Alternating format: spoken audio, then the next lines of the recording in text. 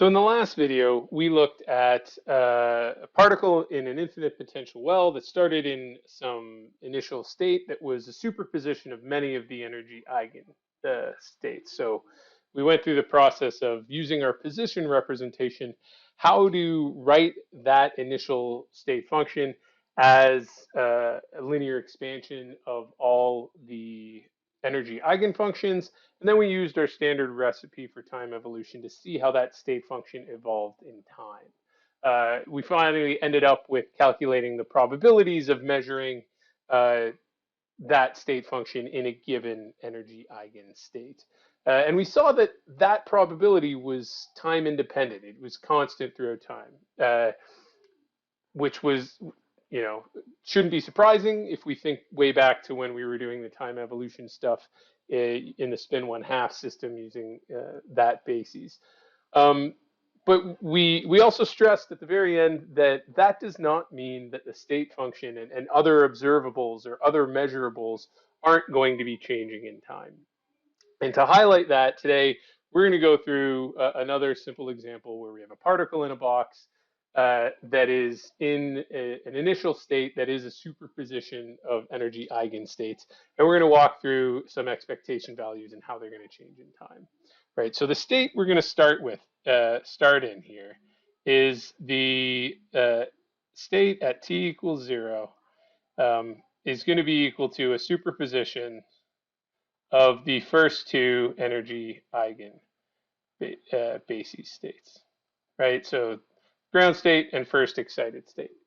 Um, so we start in this superposition. Now, just a little aside, we could have done this problem with the state we used in the last video. However, because there were so many different terms in that linear expansion, it would have involved several more integrals and a lot more math that would have just kind of clouded what we're trying to get out of this and see how it works. But so we're going to start with this position, if this state, and following our sort of recipe for getting our eigenstates, or sorry, how our state evolves in time. If we want that wave function as a function of time, we just have to add those uh, energy dependent phase factors to each of these terms. So this is going to end up being 1 over root 2 e to the negative I E1t over h bar times that first energy or eigenvector plus, the other term with its own energy dependent phase factor E2. So this is our function as a function of time.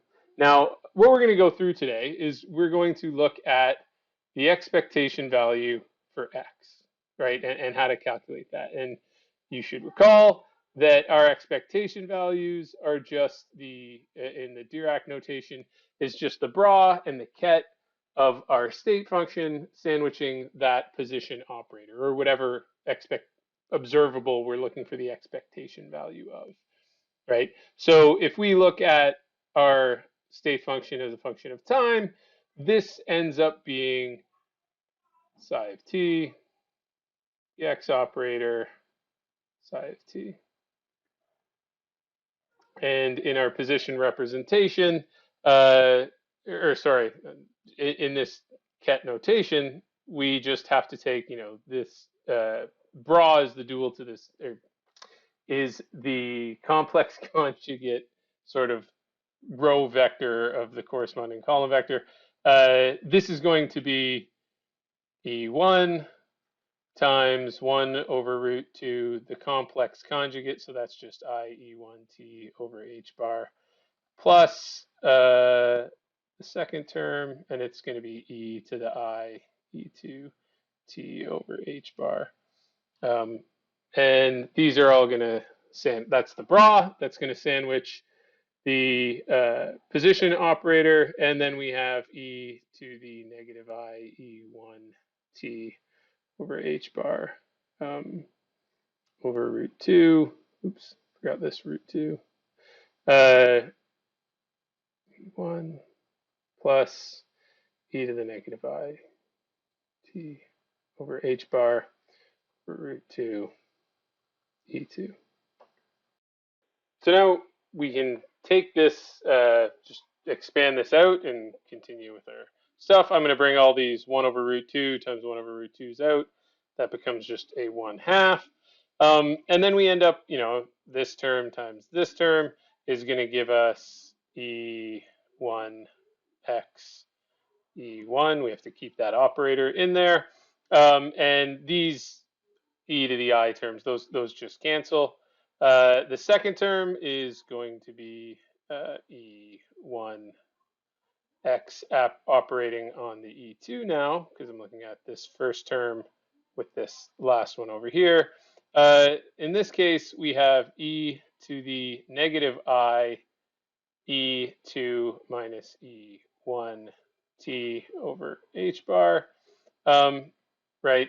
If we follow through those exponents, this term and this term is going to give us E2 x hat operating on E1. E2, this one's just going to be I E2 minus E1 t over h bar.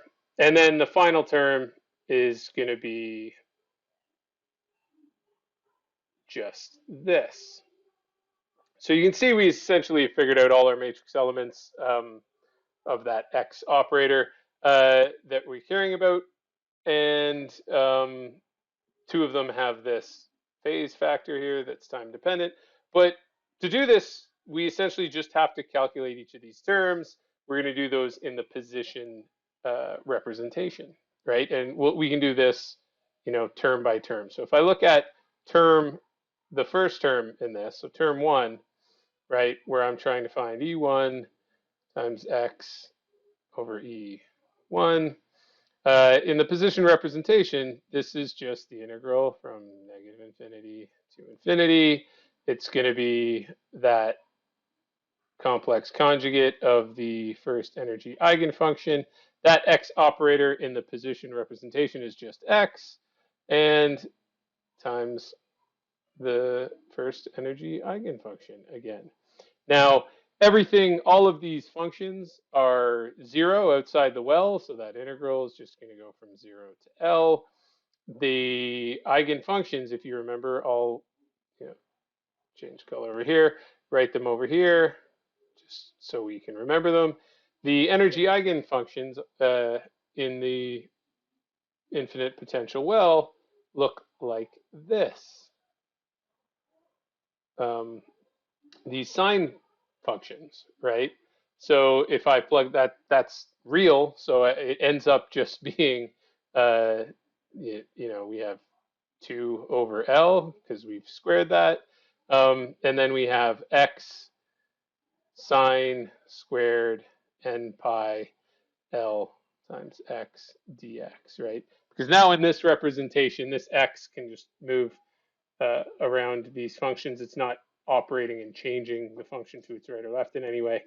And we end up with this, and we just simply have to perform that integral, right? So how do we do that integral? Well, if we take that integral, this whole thing ends up just being 1 over L, sorry, 2 over L times x squared over 4 minus x sine 2 pi over L, x over 4 pi over L minus cosine 2 pi x over L divided by 8 pi over L squared, all evaluated from 0 to L. And again, all I did is essentially look up how that integral in a table of integrals. I didn't go through brute force doing this on my own. And I'm not going to require you to do that on homework or in the class. Keeping on with this and just plugging in those limits gives us L squared over 4. This whole term, the sine squared, if we plug in L here, This goes to 0. If you plug in 0, this goes to 0. So this whole term is going to be 0 at both limits. We can just sort of ignore it. Plug in L in this cosine term, I get 1. So I have negative L squared over 8 pi squared, where I brought the L to the denominator, or to the numerator.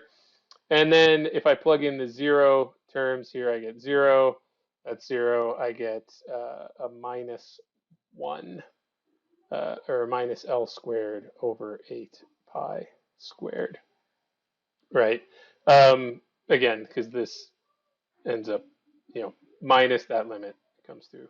These terms cancel, and this ends up being equal to L over 2. So this is what we expect. We've actually already done this. I think we did in a previous video. The expectation value of that first energy eigen state is in the middle of that infinite well from 0 to well. We would expect it to be right in the middle if we were to measure that position. Likewise, the fourth term in this sort of expansion here, this term over here, we get the exact same thing. We get that term is equal to L over 2 as well. Very similar to what we've just shown here. I'm not going to go through the details. I trust you can do that on your own following what we just did. If I then move on to this second term, all right, so if I want to calculate that second term in that bracket, we have E1 x E2 e to the negative I E2 minus E1 t over h bar. In the position representation, we're just going to integrate out similarly to what we did. We're just plugging in different functions. Now, this does not depend on position at all. So let me erase that. So we can just bring that out front, outside of the integral I, E2 minus E1 t over h bar, and now integrate from 0 to L again, where those wave functions are finite, and we get we get 2 over L sine we're looking at E1 here, so it's just pi x over L, that x operator in the position representation, and then the second eigenfunction, which is 2 pi x over L. We're just plugging in that n equals 2 and n equals 1 for those two functions. This ends up being e to the negative I. I'm just going to write delta e t over h bar over L, and this 2 can come out. And we're integrating 0 to L x sine of pi over L x times sine 2 pi over L x dx. We can make a change of variable substitution if we want to make our lives slightly easier. This following just what the book does. If I want to define x pi over L times x, the argument here, call that y. That would mean that x is equal to Ly over pi, and dx is equal to L dy over pi. This integral, using those substitutions, ends up being 2e to the negative I delta e t over h bar over L times, we end up with 2 L over pi terms from those substitutions. And then we're just integrating from 0, if x is 0, to pi, if x is L, y sine of y sine of 2y dy. We can do a trig identity with this. The fact that, do this in a different color, that sine A sine B is equal to 1/2, excuse me, cos A minus B minus cos A plus B. This trig identity is going to make our integral that we're doing, if we go back to that, this is going to be simplifying the stuff out front, L e to the negative I delta E t over h bar, all over pi squared. Integrating from 0 to pi, y over 2 cosine a minus b. In this case, a is y, b is 2y. This is, or we can even switch that if we want. This is going to be negative y if a is y and b is 2y. But cosine's even, so it doesn't matter either way. Cos y minus cosine a plus b, which is going to be 3y dy. Now, this gives us, again, two integrals that we're going to actually just have to slug through. T over h bar pi squared. 1/2,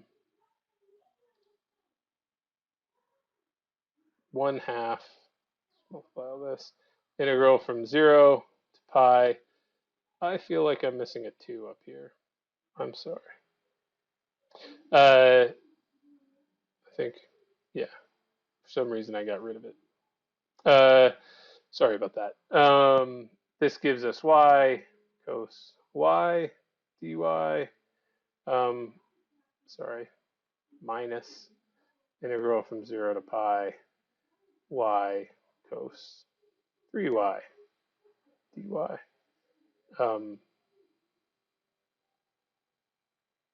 Like that. Now again, we just have to go through doing all these integrals. I recommend getting a good table of integrals, save yourself a lot of effort.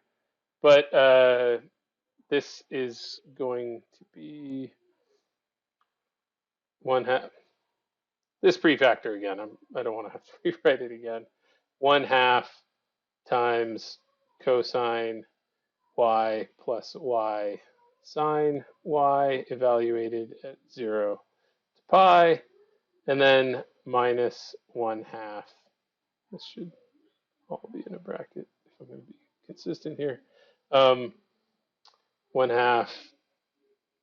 times cosine 3y over 9 plus y sine 3y over 3 evaluated at 0 to pi. Continuing along with this, give myself a little more room. We have that prefactor again down here, all multiplied by 1/2. Putting in those limits, well, cosine of pi is going to be -1. Sine of pi is 0, so that's plus 0. That's going to be minus, putting in the 0, 1. Sine of 0 is 0. So that is that term, minus the 1/2. Over here, cosine of 3 pi, again, is -1 over 9. And plus, sine of 0 is 0. Minus cosine of 0 is 1, so this is -1/9 plus 0 again. And we get this, simplifying all that out, again, saving time and not writing that. 1/2, this ends up being -2 plus 2 over 9, which is equal to, again, that whole prefactor, 1/2 times, this is going to be -18. This is going to be -16 over 9, right? So if I bring this up, a bit too far. How does this all work out? Well, I have to bring down that prefactor again. Let's do this the smart way. Boom. Look at me saving time. That prefactor there times 1/2, so that 1/2 will cancel this 1/2, will cancel that 2, and this whole thing is minus 16 over 9 is that term. So that second integral there gives our expectation value has some time dependence, and it is 16L over 9 pi squared times e to the negative I delta E t over h bar, right? So it has some time dependence there. Sorry, I forgot this minus sign there. But this second term in that expectation value has some time dependence. If we look at that third term, if you remember, that one was E2 x E1. That ends up being, we're going to get the same thing, 16L over 9 pi squared E. But in this case, the phase factor is positive in that case. But we've got that. So putting it all together, let's just, recap what we were actually trying to calculate here, which was our expectation value of x. And when we actually wrote that fully out, we had E1 x E1 plus E1 x E2 times e to the I delta E t over h bar. That's a minus I, sorry. Plus E2 x E1 e to the I delta E t over h bar plus E2 x E2 times that. And now we've actually calculated which each of these terms are, right? So this is 1/2.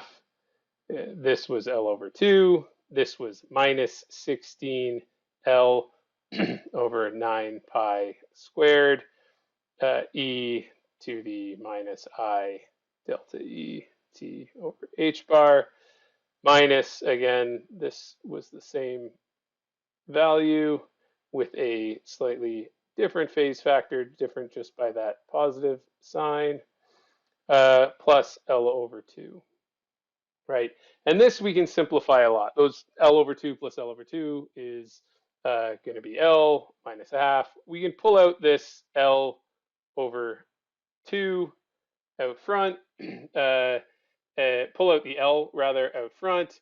This gives us 1 minus 16L over 9 pi squared, and we can factor out those two exponentials, plus e to the I delta E t over h bar, right? Hopefully, or if you don't remember, I'm going to show you, cos x is equal e to the ix plus e to the minus ix over 2. That's just cosine written in exponential form. So we can take this term in brackets and simplify this. So scrolling down a bit more, this expectation value in x ends up being L over 2, 1 minus, this 2 is going to come out, so this is now going to be 32L 9 pi squared, and this is going to be cosine what that exponential is, delta E t over h bar, right? That delta E was E2 minus E1, the splitting between those eigenenergies. We also know that the eigenenergies were h bar squared, pi squared, n squared over 2ml squared. So the difference, n equals 2 minus n equals 1 is going to be 4 minus 1. So this is going to be 3 h bar squared pi squared over 2ml squared. Um, so this is our delta E. When we plug it in here, one of the h bars are going to cancel, and we end up with L over 2, 1 minus this 32L over pi squared, 9 pi squared, sorry, cosine 3 h bar pi squared over 2ml squared times t. But the point is, this expectation value has a time dependence to it, right? This whole term, it just oscillates back and forth.